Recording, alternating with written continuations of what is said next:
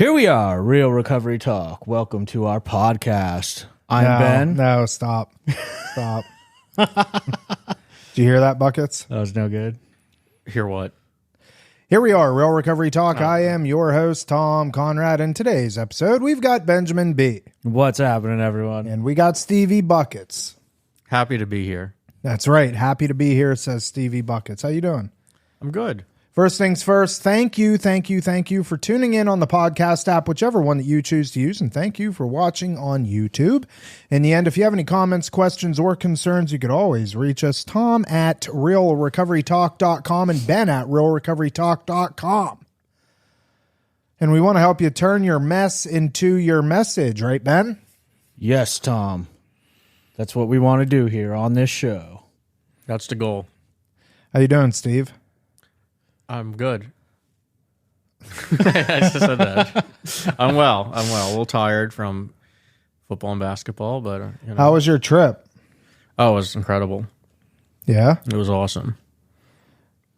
Do you want to elaborate? Oh yeah. So for previous listeners or viewers of the podcast, they would know I went to Michigan for my annual sponsorship retreat. It was great. We did a lot in 3 days. Actually 4 days. We got a day early, and you know us addicts, if an extra day's good, another one might be better, so we might be going up even earlier next time. But it was good. I came back all spiritual and stuff. It was That's good to good. get away, good to see people I see once a year at this retreat, and How many people were there? around 400, maybe a little over 400. I think it was the most we ever had. Is the day completely booked up with events, or is it like free time? Lunch, There's free time, maybe an hour here, maybe an hour there, but you pretty much can do whatever. A lot of it was me chilling with my friends. I think we played some basketball there. Did a lot of working out. Made that commitment. And Lorenzo tracked you down. He did. Shout out to Lorenzo. Lorenzo's awesome. That's just such a freaking gift of being on here and talking about it, and it shows you NA is such a worldwide organization. So Lorenzo, go ahead. Oh, you tell it. Go ahead. Lorenzo is a listener. He's been a listener for a while, and Steve goes up to this retreat in Michigan and Lorenzo noticed, or how'd that go? He knew From the podcast, he heard me and my friend Dom, who was also going up a couple episodes ago, talking about it, and he put two and two together that it's the same Michigan retreat.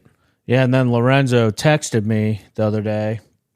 He's like, "Hey, man, that guy Steve that was on the show, I'm pretty sure he's at this thing. Can I get his number?" I'm like, "Yep.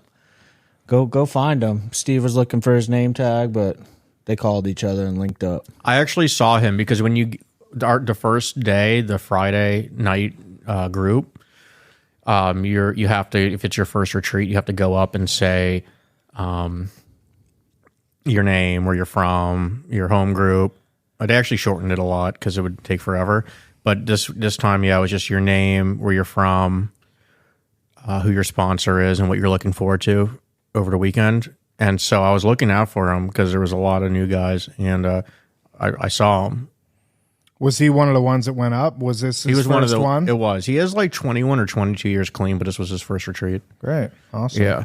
And, but I didn't get a chance to, I wasn't going to in the middle of it. So I'm like, I'll find him. That's cool. So, but then he called me during one of the groups and one of the meetings, and we caught up outside, and the weather was freaking awesome. It was 65 degrees the whole time. That's cold. I get cold, bro, and I didn't even have to wear a sweater, really. Good. Well, shout out Lorenzo. Glad that you got to meet Steve up there, and that's Me too. pretty cool. Yeah. It was awesome. Ben, how you been? I'm good, man. Plugging away. Got a little tickle in my throat thing going on here. Oh, good. We've been grinding. It's been busy around here at Rock. Yeah. Everyone's getting sick. You getting all prepped up for the bodybuilding show? I'm all shaved down after this weekend. I have no body hair. It's weird. Yeah, I'd say so. Definitely weird. Like a seal. Yeah. Like a seal. It's like a kiss from the rose. Kiss from a rose. Yeah, exactly. Well, you meant seal the singer. I meant like the animal. They have hair, but they're very slick. But Seal, I don't think he had a lot of hair either. No, he definitely didn't. No, and that's a classic song. I think that's about his only one he had, right? No, he had another one. His live album, like Live in Paris, is actually a fantastic album. You didn't know I was a big Seal aficionado. I'm not. He has like some good songs. I'm more of a metalhead, but I'll dabble in Seal at times. What was that other song? A little Crazy. Crazy is a good song. Check that out. Shout out to Seal. All right, Seal. All right, let's get into it. Enough of this babbling back and forth. Ben, you had a topic you wanted to bring up, and I think it's a good topic, so I'm just going to let you roll right into it. Yeah, I think between the three of us, it'll be an interesting dialogue. I've been hearing a lot lately. You know what? I'll just throw out the specific example where a client said to me, if I just get this job and this money, then I can buy my freedom. I'm like, what in the world does that mean? And it's like he's in prison. Yeah, basically like saying like, I'm not going to feel good or feel good about myself or about my situation until I attain this material. And I was kind of trying to explain to this individual, like, we find freedom in our heart, right? Like, and my sponsor actually broke this down for me where, we're out there, we're ripping and running, right? And those days you're dope sick, finally one day maybe you make the decision to go, say, for instance, to detox. And a lot of people go in with this mindset of, we'll just call it what it is. You're on your way to detox. You're just seeking relief, right? Like you're sick. You just want this to end. You're out of energy or you're done chasing. You have no more funds. You want relief. At some point, that mindset has to switch from, okay, I'm at detox. I feel better physically. I'm finished with detox residential. At some point, you got to go from seeking relief to seeking freedom. And I think a lot of people get lost in this mix with, if I just get XYZ, then I'll be okay. And I'll just call it what it is, human nature. I mean, if I ask both of you guys, like for instance, I was told myself when I was younger, like, oh, when I buy a house, I'll be all right, right? And now I bought a house, and now Whitney uses this term that I had never heard before. She threw out this term, forever home. She's like, well, this is not our forever home. I'm like, what do you mean? I bought this house. I'm staying here, right? But my point is that you attain one thing, and then at some point, that's not enough. And we always have this idea in our heads, like, if I just get this, then I'll be okay. But the fact of the matter is human nature, and go tying it to addiction. What do they call? What do they say? We got the disease of more, or they say something like that. If one's good, what'll two feel like, and so on, so on. Yeah. It's like that with achievements in life too. So I kind of wanted to talk about like learning to enjoy the journey rather than like being obsessed with the destination, right? And you can look at that from so many different angles. Like the Big Book has a chapter, The Agnostic, and we've talked about it before in past episodes when we did the Big Book study, but these people have this idea that you got to like conceptualize this idea of God in your head, right? You got to know what God looks like, what his purpose is, what he's going to do with you. But the reality of the situation is we'll never be able to figure that out, at least in my opinion. The part that I've grown into is learning to enjoy the seeking, right? That growth. Enjoy the time that it takes to grow, not just say, when I get there, then I'll be okay. Yeah. That was you're very eloquent, Ben. I really appreciate you. Thanks, dude. I thought that was a little jumbled up. No, that was very good. Like, let me give you a simple example, and maybe in your heads while I'm saying this, you guys can like think of things yourself. Maybe you have some examples on your sobriety journey. But another one that I hear all the time, and I joke with our clients about this, they come in here, they're broke, right? And they're finishing up their PHP program where they don't work while they're in PHP with us, which is our version of inpatient.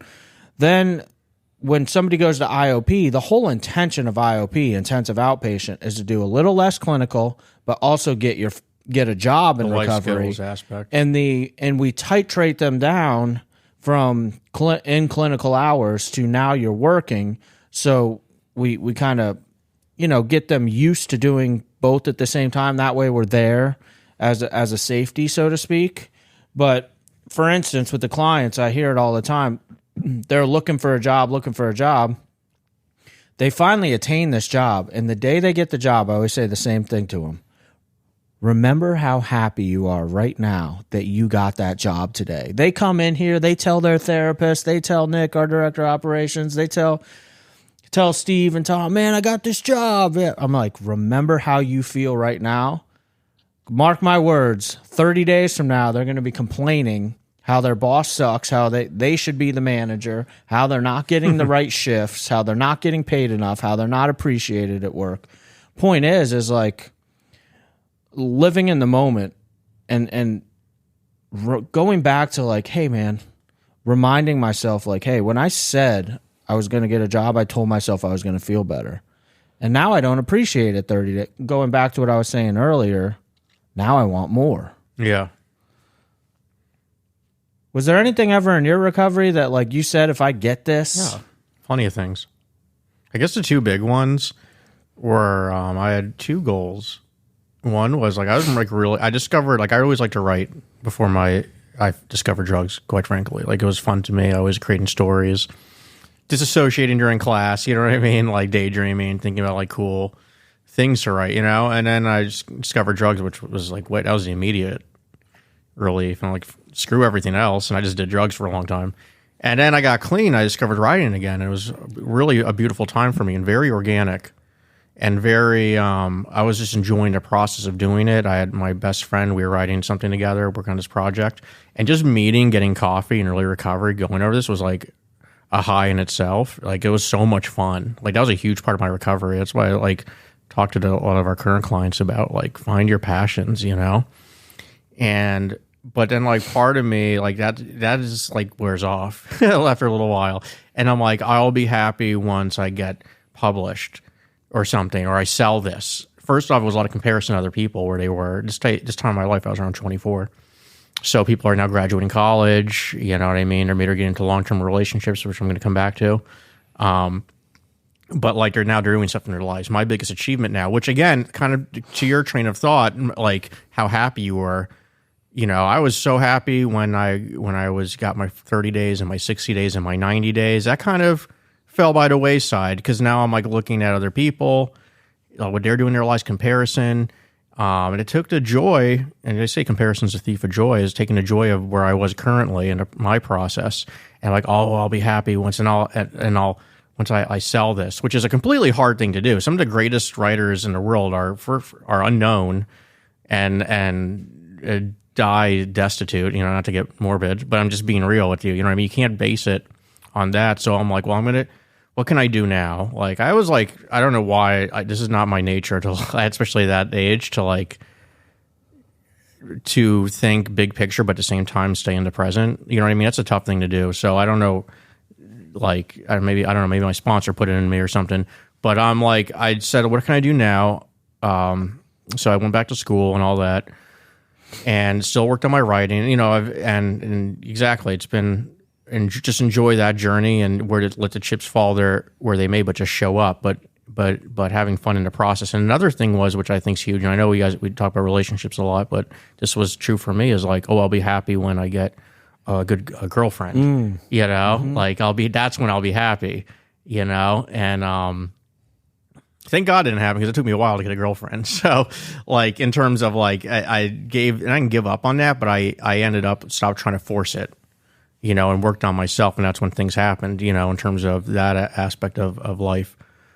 But like that was a huge thing for me, and honestly, like looking back, that goes for me, that shit goes back, excuse my language, that goes back to even when I was 12, I want a girlfriend. That'll fix me.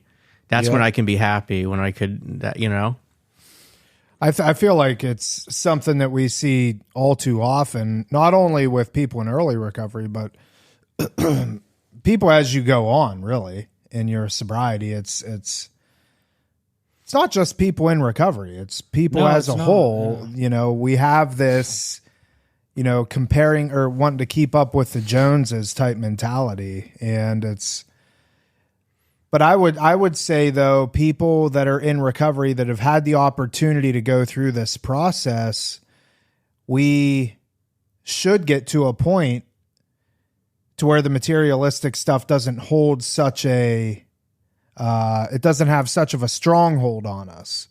And I think that's where people should try and strive to be. And it's very hard, especially to have somebody in early recovery tell them, oh, don't worry about getting a bicycle. You know, you can walk for a little bit. Or don't worry about getting the scooter. The bicycle's doing you just fine. Or don't worry about getting a car because you got the scooter. And I understand the idea behind it. Don't put all of your efforts into materialistic things. And I agree with that. But it's one of the hardest things for people to wrap their heads around. And I've said this before on plenty of episodes that my opinion on materialistic things is different than some, in the sense of, in early sobriety, materialistic stuff is very important. I think it's extremely important. Well, they can be benchmarks. Yeah. In some ways. Yeah. Benchmarks, just something to look forward to, because it's generally speaking the first fruits of our sobriety. Mm-hmm. And I know in the big book, it talks about like the ninth or 10-step promises. 9-step promises you're probably referring to. Yeah. And it's the, fear of financial insecurity will leave us, blah, blah, blah, blah. And, but that doesn't come until the 9th step. And I mean, that can happen, by the time you get to the 9th step in AA. For some people, that may not happen for a year. I think what's important there, what you just touched on, because since you had to bring the big book up, fear of financial insecurity will leave us. Those words are very key. It doesn't say financial problems will leave us. We may have future financial problems, but the insecurity leaves us. And that is really hard to grow towards. I think I'll speak for myself. A lot of times, especially in early recovery, if we tie this to just recovery stuff, I would see someone with 10 years who owns a business. They've got a brand new truck, maybe they got a boat and a nice house and a wife and all this stuff. What I fail to recognize, though, very oftentimes, is I did not most of the time watch this person's journey, right? Yeah. I see the end result of where this person got after 10 years of sobriety, not where they started off. And it's funny. I didn't intentionally go this direction, but it just comes to mind. I didn't know what to do for group last Thursday morning. I'm going through my old group notes and jumping on the Just for Today and stuff, and just nothing was like resonating with me. And I was like, you know what? Screw it. I'm just going to tell my story to the clients this morning. I don't know why. Just nothing else was resonating. And, the feedback that I got at the end was basically like, hey, thanks for sharing that, because now we know the details. And I went into more detail than I would at like a 12-step meeting. Like I talk more about my trauma, more details on the drug use itself, more the war story type. And I don't do that to romanticize the drugs, but to give the clients more of a picture of like what it was really like. Because they brought up like, what we see is you today. Absolutely. And that's why it's good to have that, because it seems almost unbelievable. Yeah, exactly. So many of them said that. They're like, we just don't even, everything you just shared, we just don't even correlate with you were like that. We figured maybe you had some sort of head start on this sobriety thing. I'm like, no, dude, we all start in the same spot. Mm-hmm. Well, there was a saying back in the day, and I don't think it is so much anymore, but sometimes when you would go to certain AA meetings and they would pass out the chips at the end, and you have the white chip and then the green chip and then the blue chip, which we never actually discussed this. Let's do a quick 5-minute thing on the chips real quick. If you pick up a white chip, that's the sign of surrender. Yeah. Right? You go, maybe you're coming off of a relapse, or it's your first meeting, and you go up and you pick up a white chip. That's a sign of surrender. And then at 30 days, you pick up a yellow chip or a green. It depends where you're at. Here it's white, green for 30, red for 90, blue for 6 months, yellow for 9 months. And then you get a medallion for a year, which is usually fancy. And yeah. And there's a couple of different ideas as to why people use chips. The one that I've always heard and makes the most sense to me, two things. One, it's really, it's just it's a more of a symbolic type thing, and it shows the newcomers, hey, you can actually achieve 90 days of sobriety. You can achieve 6 months, so on and so forth. And they use poker chips because you're gambling with your life. I don't know. Is that why I never heard? I didn't know that. Yeah, we use key tags in NA. Yeah, they use what's the purpose behind the key tag? Does it have like a thing? I don't know. It's better than a toe tag. What? Better than a toe tag. I don't know. I get it. I don't know. What's a toe tag? When you're dead and they put. I don't. That was no. You want to edit that out? That's fine. No, it makes sense. That was just. So they put your like the key tag expiration. instead Yeah, toe not to get dark. It's not because of that. Anyways, I what I was why. getting at is that at 9 months you would pick up a yellow chip, and there was a saying sometimes: "Who wants to pick up your 9-month chip? You fire your sponsor, open up a halfway house." Mm-hmm. And I say that because there was a period of time where young men and women would get a few months of sobriety, and they would see people like us, that have multiple years of sobriety and either are working in treatment or have some sort of, sober living environment, so on and so forth. And there was a time frame where that's legit what people were doing. Mm-hmm. They couldn't understand. They're like, oh, this is so easy. I'm just going to go lease a house and rent it out to a bunch of drug addicts and call it a halfway house. And it's the idea of, well, you didn't see everything that happened before we decided to open up this treatment center or open up this halfway house or whatever it is, I know Ben worked at Unity for many years and then opened a treatment center from the ground up and then came over here. Myself, same kind of story. It was just we're at this over 10 years now. And Steve, going to school and getting your bachelor's degree in social work and everything. I was a tech for, for a long time. We did our time, I guess, is the thing. And people fail to see the journey, and it's unfortunate, and we see it with our clients a lot because, and not necessarily that they want to open up a halfway house or a sober living environment, but I bet you if we have 20 clients here and we talk to all 20 of them, how many of them do you think, if you ask them, what do you want to do in your future, how many of them do you think would say they want to work in addiction in some capacity? Well, probably. Realistically, I kind of want to say more off the rip, but I'll say 25%. Yeah, that sounds right. I was going to say something like that. Yeah. I was I'm my instinct wants to say almost all of them, but it's probably 25% because a lot of people do come and they already have a trade. They're already established. Yeah. Now, out of that 25%, how many of them do you think actually could or should or will end up working in treatment? Ooh. I'd have to look at the census. That's hard to answer because I have seen folks that initially I would have said, no, they're not for this. And then they grew into a position where they could. And we've talked about this ad nauseum on the podcast where I believe to work in treatment, you should have at least 2 years of sobriety to do any position in treatment. And we've seen that go sideways and we've done past episodes on it.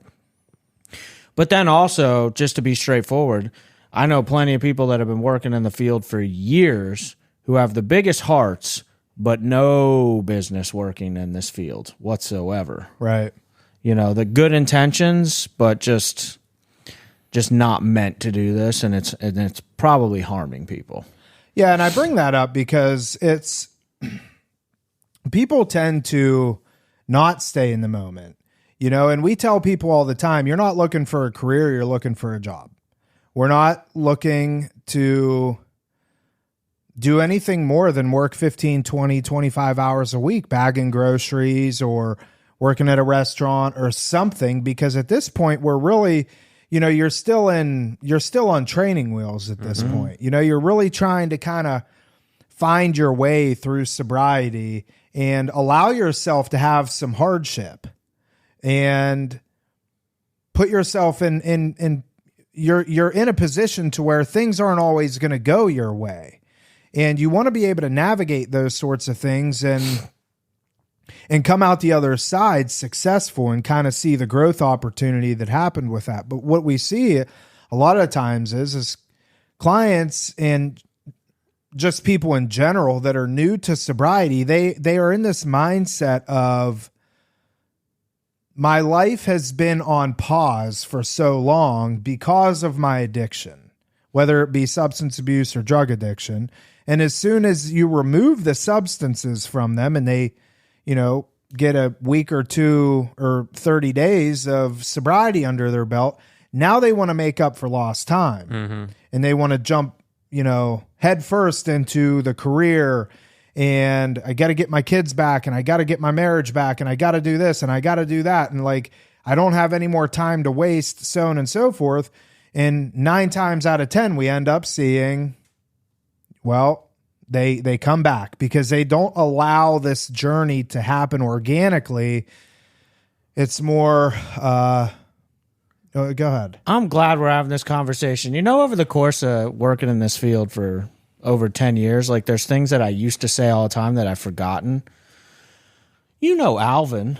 Remember Alvin? Tom, this guy, Alvin, he was a tech with me way back at Unity 10 years ago. And he said something to me that I will never forget. This quote, he said, "Ben, if you take care of your character, God will take care of your reputation." So I used to tell clients, because when they would come in and they would see where I'm at that point in time, and they're like, "Oh, I want to be doing what you're doing and have what you have."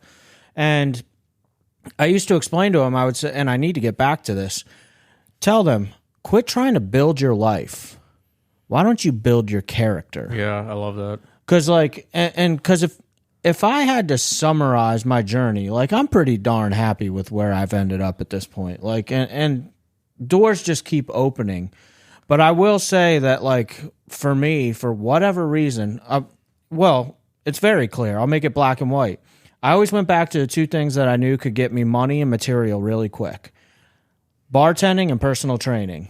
I would do those simultaneously. I would get all the material stuff, and what would happen? I would lose it. And I've talked about this in the past, but this time I said, you know what? Every time I go back to bartending and personal training, I end up going back out. Was that the main cause? I don't know, but it's part of, it looks like it could be, possibly. So I was like, change it. You know what? I'm going to go work for this moving company. And that's what I did for 2 years. But during that time, I did that job. I started off rocky. I've talked about that in the past too. I was getting written up all the time, almost getting fired, getting in fights in the bathroom with other employees, all kinds of weird stuff. I was angry. We'll just call it what it is. But I finally realized, I need to start working on my character. I need to get to the point where I'm respected, trusted. Maybe people enjoy being around me at the office a little bit. And I specifically remember that transformation happening when I had probably about 1.5 years sobriety, when that clicked. I'm like, all right, start working on my character. I don't know that I knew specifically what I was doing, but that's the direction it went. And by working on my character, then doors just started opening. I didn't have to force things. Yeah. I've come to realize in life, and to be successful, do you have to take some risk? Sure. But for me, what's always worked is taking care of my character and then allowing opportunities to pop up. If I just look at the evolution of my life, I took a simple job after that moving company at Unity as a tech. I did that job like I owned the place, not from a role perspective, but as if it was mine. Yeah. And I cared about it that much. I'm going to do the best job I can as a tech for this place. And if it needs something, I'm going to get it done. And just got these little baby promotions over the years. And then finally, you got people that trust you. Unity shut down one day, and boom, an opportunity the very next day to open a treatment center popped up. And then I decided things weren't going the way that I had hoped. And I was like, you know what? I'm going to go join police academy. And literally Tom called me the next day and was like, hey man, why don't you come talk, have coffee with us and sit down and we could talk about some things. And I was like, all right, you know, but like the way that I look at it, I always respected Tom from school and we knew each other and kept in touch. And like, I knew he was good people. But I feel like because we both knew each other on that level, I felt like Tom had good character. I'm assuming he felt like I had good character. Like doors just opened. Yes. But you I didn't have to force anything. I have like a good analogy. It's you know, to talk about the curse of the lottery. Right? Hold the mic up closer. They talk about the curse of the lottery, right? It's not a curse at all. It's people were just handed a boatload of money without the discipline, but not having the discipline to get it. So they ran through it like they didn't have discipline to get it. It wasn't like they built a business up and it came slowly over time and they were able to set the boundaries with the people that were like asking for handouts and all this type of stuff, and the family members and the friends that came out of the woodwork, and you know, they obviously, you know, probably didn't have substance abuse issues. If you know, you building a business, you know what I mean, in general, I'm thinking, you know, I mean, you require the discipline when you get that money or more organically. When they just get handed to you, that's why they're set up for failure. To people who, because we hear it all the time, they get handed, $100 million or whatever. Of course, you know what I mean, because they didn't go on that journey, you know. Like if a genie, I'm trying to get in shape right now, right? In the process, if a genie came right now, you know, I rubbed a whey protein tub, and like this swole genie came out. A swole genie. You know what I mean? And he said, and he granted me like gains. I haven't had the discipline yet. You know what I mean? Like say like Ben put in, you know what I mean? Like to sustain it, I would, you know what I mean? In terms of the eating habits and all that stuff. Right. You know what I'm saying? Yeah. So I'd lose it. Give me 6 months. I'd freaking lose it. Well, that's why people, when they do these crash diets and stuff, it's easy to. I heard the guys at Mind Pump say recently that people spend a lot of their lives losing the same 30 pounds. Wow, yeah. You know, and it's true if you really think about it. If you've been anybody that's dieted, and this has been true for me, I've been to 180, 190, up to 210, back down to 190, up to 220, back down to 200, up to 230. You know, it's kind of always been this back and forth, back and forth. Right now, I'm trying to get back on my way down. It's, you know, it's kind of a cat. But to go to your lottery thing, this is interesting. And this is kind of off topic, and I also heard this on Mind Pump. They were talking about, I don't know who it was. I think Adam brought it up. That this guy won the lottery for a ton of money, and he had money, and he managed his money well, the money that he had, but he comes across and wins, you know, I don't know how many millions, but he won a lot. And he knew he had won, but he didn't turn in the winning ticket for like a month or something. And in that month, he went to all of his closest friends and family. Oh, I heard this. And asked them for a loan of like $2,000 or something.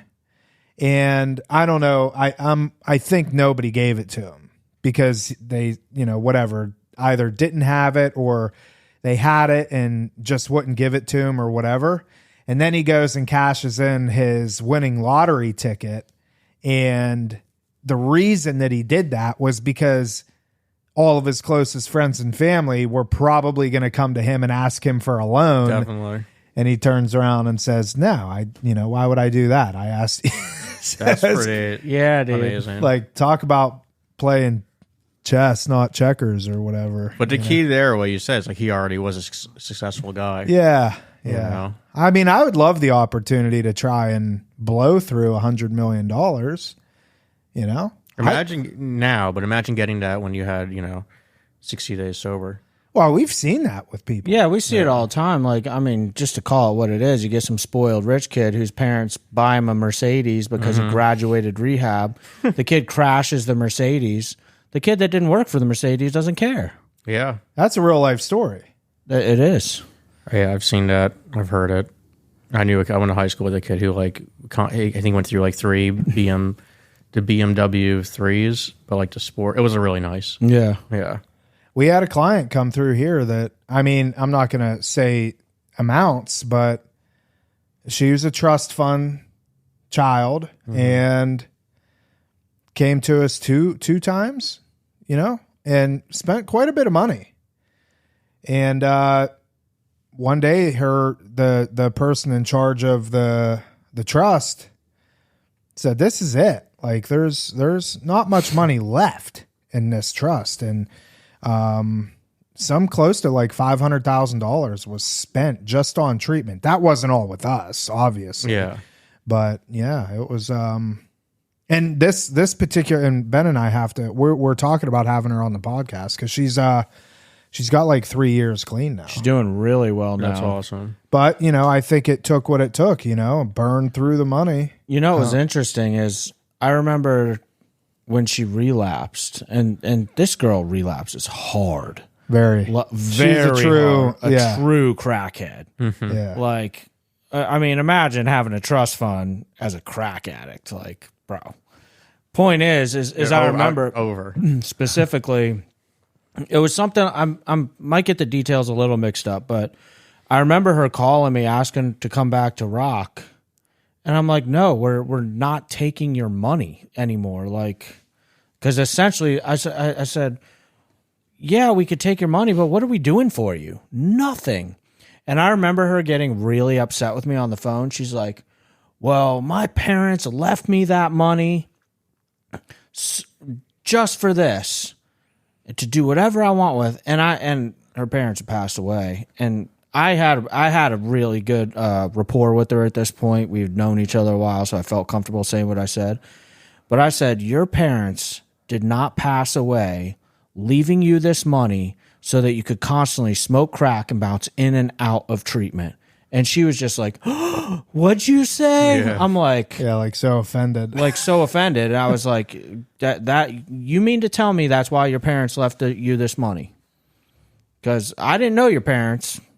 And she was taken back, but honestly, it's what she needed to hear, and it actually ended up playing out well. She got sober right after that, but I think just that hard truth of like, dude, that's some real talk. What are you doing? Like I'm always very careful about like crossing that line of but my rapport with her was good enough to where like I laid into her with some truth that day. But you know what? Let me say this. Since we brought all this up, I was talking about like my evolution through, getting to where we're at today or where I'm at today. And, to be honest with you, just to be vulnerable, it's not like to toot my own horn. It's like if I'm 100% honest, it's because this is what I've been telling myself the last couple of weeks as a course correction. Like I've been saying to myself pretty often, like, I need this, I need that, I need to get here and get this accomplished. And then I had to remind myself, like, how did I get here? It's the journey. Yes. Enjoy the journey. Like right now, doing the bodybuilding thing we were talking about, like, because a lot of people come up to me and they're like, when's the show? When's the show? And I'm like, oh, it's this date, and I better be in shape and in the best shape of my life and this, that, the other, and I'm not happy with the way it's going. But what I had to take a step back and say, you know what, dude, let me enjoy this journey. Let me enjoy the daily grind of it. And that's what recovery is about too, is like, slow down. Whitney and I, we were bickering over some things like married couples do. And, I took a step back and I said to her, I said, wait a minute. You and I have so much to be grateful for right now. Look at the stuff we're arguing over. It's stupid. When in the big picture, look at what everything we've got to be grateful for. I'm not huge on gratitude lists, but maybe I need to do a better job with them. I think maybe you should. Yeah. Yeah. I better get it tomorrow, first thing tomorrow morning. And you told a lie. I have to call you out on it. What? What lie did I tell? There is no possible way that this prep for this bodybuilding show is enjoyable. Yeah, I Like you have every justification in the world to. I mean, how's it enjoy? It's not. I like to suffer. No. Yeah, dude. There's something that I'll be honest. There's like a high behind the misery. Not all the time. Sometimes suck just sucks. But like there's times like today, for instance, I'm like drained of energy and I'm about 20 minutes in on the treadmill and I got 25 more minutes to go. And like something just clicked in my head. Like, I don't care how crappy I feel. I'm doing this. Oh god. That's awesome. That's like, it's like the junkie pride thing. Yeah. David Like, dude. Goggins over here. But we can think about all the energy that we put into chasing our high. True. That was exhausting. Like, why can't I do that towards a benefit in recovery? We've got that hustle in us. We definitely do. We're also addicts. We can be very not impatient, if you will. Yeah. And we like the quick. I mean, I never smoked crack, but I'm willing to bet that being high on crack is probably more euphoric than having that burst of Crack's an energy awful on a high. We treadmill. can talk about that. So when we started this episode, I had asked Tom and Steve, I said, maybe you can give some examples. Steve came out and gave some examples. Tom did not. So I'm going to give Tom's example for him. You ready? Let's go. I love it when Tom's like, what's coming? Check this out. Tom is never satisfied with the podcast and the production of the podcast. Check this out. If you look at Real Recovery Talk, dude, every week I come in, he's like, look at these new microphones. And then the following week, he's like, this microphone sucks. I got to get this one with this boom arm and this widgie over here. And this camera. Widgie. Good. I'm like, dude, you just got that camera. Yeah, but it doesn't do X, Y, Z. Yeah. All right, but check it out. This is the part I want people to recognize. Take a step back and look at the journey. Go back to episode 1. Oh god, yeah. Tom literally did it in his underwear with this little tiny box. Maybe it was an 8-track. He's got it right here. Look, he's pulling it out, awesome. I think. Oh, he's got the microphone. What was that other little box called? Is that a mixer? That was a Zoom H6, but I mean, people would kill to have one of those in their podcasting journey. So, point is, thank God there was no video. Tom's in his underwear at home recording the first episode ever. Oh, but how do you know? There might have been. Because you told me. Oh, you have video? No. No. But like if somebody jumped on YouTube today and looked at the production of this, like I got to hand it to Tom because Tom is the heart of this production and the podcast. Like I see the end result right now and I'm like, dude, this looks awesome, right? But I got to look back at where we started. Yeah. And it's come a long way. But Tom in particular has recently had several people come forward to him and say, hey, can you help me start a podcast? Can you help?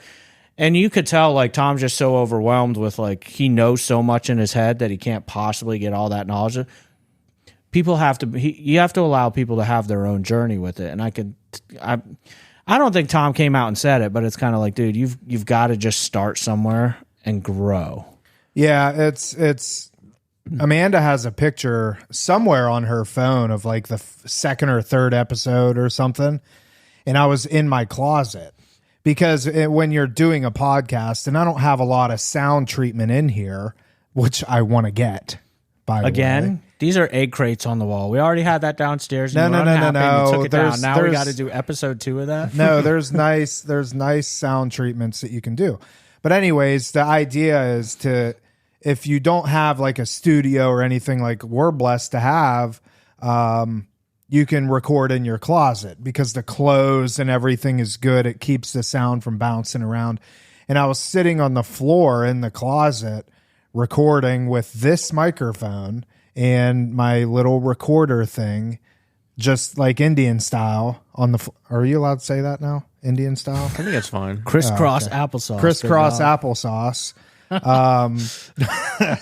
And but no, I agree with you. Like but I even still get into that mindset. Like even last night, I'm laying in bed and I'm watching.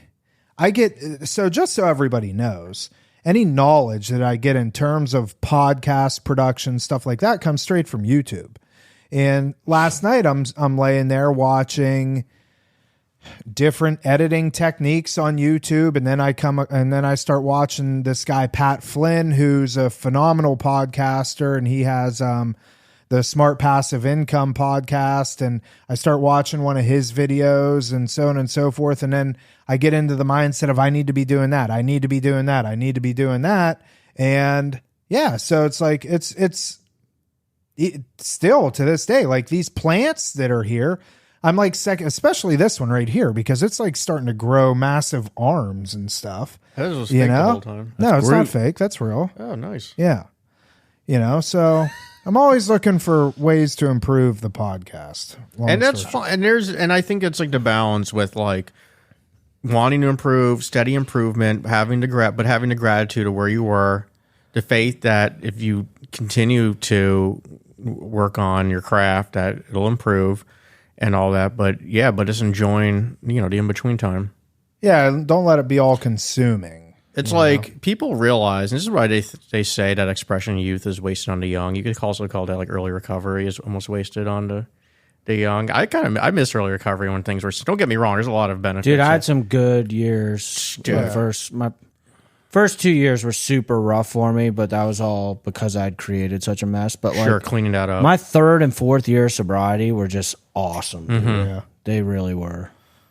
Well, that's it, boys. What? Yeah, just to sum up, we got like way off on these rabbit trails, but you can tie everything that we talked to back to enjoy the journey.